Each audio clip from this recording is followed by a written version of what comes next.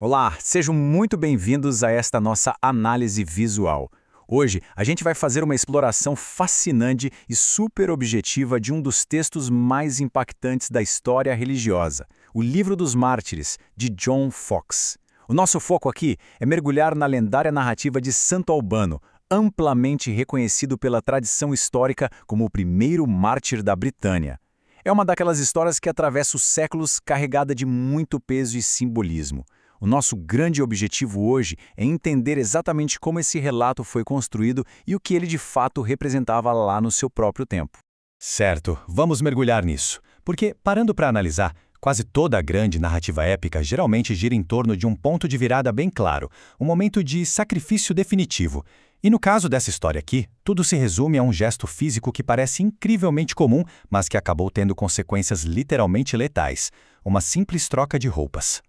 É fascinante pensar como um mero pedaço de tecido teve o poder de reescrever de forma tão absoluta o destino de um homem comum, cravando o nome dele na história para sempre. O que nos traz uma questão central cheia de mistério. Afinal, como é que uma simples mudança de figurino pode ser o estopim para a criação do primeiro mártir britânico? Para a gente captar o peso monumental de algo que à primeira vista soa tão trivial, é preciso dar um passo atrás e voltar no tempo. A gente precisa compreender as altíssimas apostas daquela época. Estamos falando de um cenário onde o perigo era real, constante e, acima de tudo, imediato. Seção 1. O contexto da perseguição romana. Os riscos do Império. Para entender de verdade esse cenário, a gente precisa fazer uma rápida transição cronológica e estabelecer a dura realidade em que Albano vivia. Nós estamos voltando lá para os primeiros séculos do cristianismo. Esse foi um período em que o Império Romano exercia um controle absolutamente implacável, não só na esfera política, mas também na espiritual. Era, sem sombra de dúvida, um mundo extremamente perigoso para qualquer pessoa que ousasse desafiar o status quo. E os motivos para toda essa pressão são muito claros de entender. O Império Romano exigia uma lealdade religiosa total e inquestionável aos seus próprios deuses e, claro, ao imperador. Era uma questão estritamente ligada à coesão cívica. Então, os cristãos daquela época, ao se recusarem a participar dos tradicionais sacrifícios públicos, não eram vistos simplesmente como um grupo com crenças diferentes. Longe disso. Para as autoridades romanas, eles recebiam 3 rótulos severos. Eram desobedientes, perigosos para a ordem pública e, no fim das contas, verdadeiros inimigos do império. Basicamente, a recusa religiosa era tratada com o peso de uma traição civil. Seção 2. O sacerdote e a conversão. Um refugiado na casa de Albano. E é exatamente no meio desse barril de pólvora social que a gente encontra o grande incidente incitante da jornada do nosso protagonista. Um sacerdote cristão, fugindo desesperadamente dessa mesma máquina de perseguição romana, acaba encontrando abrigo e refúgio na casa de um cidadão comum, alguém que até aquele exato momento não tinha absolutamente nenhuma relação com o cristianismo. Esse cidadão era o Albano. Isso ilustra brilhantemente a transformação impressionante desse personagem. A convivência forçada acabou gerando um impacto profundo sobre o mesmo teto. De um lado, a gente tem tudo que Albano passou a observar dia após dia naquele refugiado. Uma enorme disciplina, uma serenidade quase irreal diante do risco de morte, orações constantes e, claro, uma fé inabalável. Do outro lado, a gente vê o resultado prático disso. O Albano deixa de ser só um observador passivo e passa a experimentar uma conversão que os textos descrevem como muito sincera. A verdade do evangelho que ele testemunhou ali foi aceita plenamente e mudou tudo de forma concreta. Seção 3. O simbolismo da troca, o clímax da narrativa. Bom, é exatamente aqui que a história cronológica atinge o seu ápice absoluto, o que nos obriga a dar uma pequena pausa na narrativa para analisar a enorme densidade temática desse momento. Porque, inevitavelmente, o pior acontece. Os soldados romanos finalmente descobrem o esconderijo e chegam com tudo para prender o sacerdote. É a hora do clímax. A tensão está no limite máximo. E então, em uma fração de segundo, o Albano toma uma decisão monumental. Ele pega as vestes do sacerdote e as coloca em si mesmo. A mensagem implícita e fortíssima nessa atitude é só uma: tomem a mim no lugar dele. É fundamental reportar o contexto histórico aqui de forma bem imparcial, porque naquela época as roupas não eram só tecido, elas indicavam claramente identidade, posição social e função religiosa. Ao vestir literalmente o manto daquele líder, Albano estava fazendo uma escolha super deliberada e perfeitamente consciente. Ele sabia de todos os riscos de tortura e morte que estava assumindo, já que as execuções romanas eram extremamente cruéis.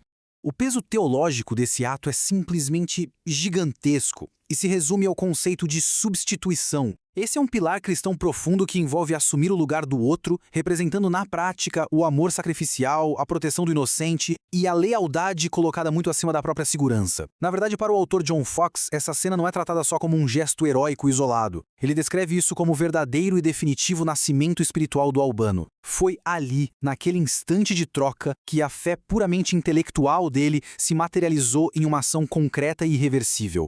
Seção 4. O julgamento e a coragem. Enfrentando as autoridades romanas. Vamos avançar e ver como isso se desenvolve, porque o disfarce acabou cumprindo perfeitamente o seu papel.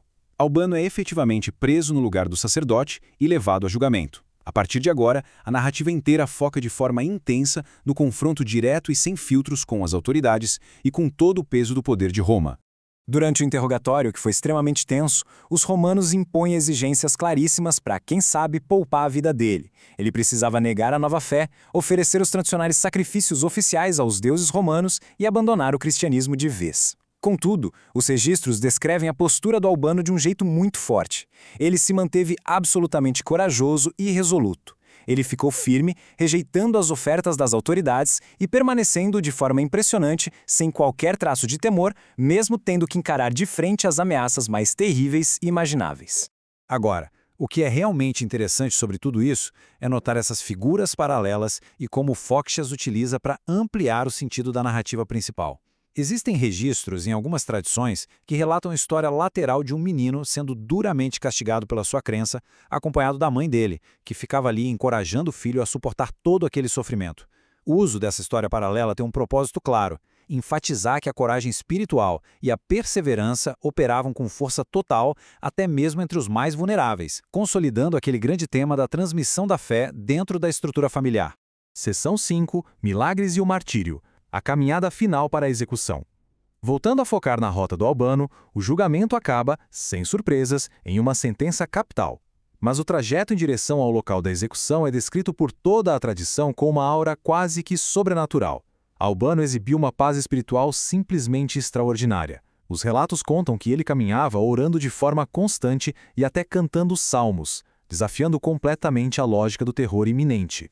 E é justamente no meio desse trajeto que a gente se depara com um dos episódios mais famosos do relato tradicional. Conta-se que uma imensa multidão estava bloqueando a passagem. A narrativa descreve que Albano faz uma oração bastante intensa e, milagrosamente, as águas de um rio próximo se abrem, permitindo que a procissão continue o caminho. Relatando isso de forma neutra, com base nas tradições preservadas, dá para notar na hora aquele fortíssimo paralelismo literário e teológico com eventos bíblicos grandiosos, em especial, claro, a travessia do Mar Vermelho. A chegada ao local da execução é o ponto onde tudo culmina em uma sequência de eventos descritos de forma bastante curiosa e bizarra pelas fontes. Segundo a tradição, o impacto da fé do Albano foi tão chocante que o primeiro carrasco se recusa totalmente a dar o golpe final. Sem saída, um segundo executor assume a tarefa e conclui a decapitação. Só que os textos afirmam que, imediatamente após o golpe, os olhos desse segundo carrasco simplesmente saltaram do rosto dele e ele perdeu a visão. Essa cegueira súbita é enquadrada nos relatos tradicionais como um inegável e imediato sinal de juízo divino. Seção 6. O legado de Santo Albano. Um símbolo duradouro de fé. A morte física dele, no entanto, foi só a ponta do iceberg do peso gigantesco que ele teria na história. Ele acaba se consagrando para sempre como o primeiro mártir da Britânia. Esse legado ultrapassou diversas gerações e funcionou ao longo dos séculos como uma das maiores fontes de inspiração para incontáveis cristãos que sofreram perseguição no mundo todo, elevando Albano a um verdadeiro símbolo de fé inquebrantável. Mas não se enganem, porque esse legado está muito longe de ser apenas conceitual. Ele moldou, na prática, o mapa físico da Inglaterra. Para se ter uma ideia, a belíssima cidade inglesa de St. Albans foi nomeada exatamente em homenagem a ele. E bem ali, no local exato onde a tradição afirma que o martírio ocorreu, foi erguida uma magnífica e super importante catedral cristã. Ela continua de pé até os dias de hoje, servindo como uma testemunha arquitetônica gigante da permanência dessa história. Então, o ponto crucial é exatamente este: o poder absolutamente monumental das escolhas mais simples, mas ao mesmo tempo as mais radicais. Um homem comum, um único momento no tempo e um manto emprestado. Como é que um ato solitário e tão deliberado de substituição de roupas pôde ecoar com uma força tão colossal a ponto de erguer catedrais imponentes e batizar cidades inteiras séculos depois? Essa é uma narrativa histórica profunda sobre coragem e sobre sacrifício, que com certeza continua a nos fascinar. E sem dúvida nenhuma, deixa a gente extremamente ansioso e curioso para investigar ainda mais os registros antigos e descobrir os outros grandes mistérios que permeiam a história.